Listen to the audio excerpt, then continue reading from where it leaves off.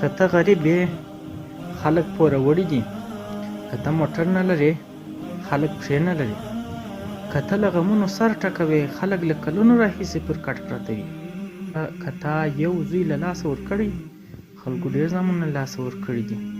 مه خفه کېږه ځکه ته مسلمان یې، پر الله تعالی او د هغه پر رسولانو، کتابونو، ملایکو، تقدیر او د آخرت پر ورځ ایمان لرې. داسې خلک شته چې دغه هر څه درواغ بولي. مه خفه کېږه. که ګناه درڅخه سوې وي نو توبه وکاږه، که د بدۍ مرتکب سوی یې نو استغفار ووایه، که غلطي دې کړې وي نو اصلاح یې کړه، ځکه چې د الله تعالی رحمت ډېر پراخه او د توبې دروازې خلاصې دي. مه خفه کېږه ځکه خفګان اعصاب کمزوري کوي او له سترګو خوبونه وړي. یو شاعر وایي څومره مصیبتونه دي چې سړی ورڅخه تنګ سي، له خلاصونه یې نهیلي سي، سره له دې چې له الله تعالی سره د هواري لارم سته.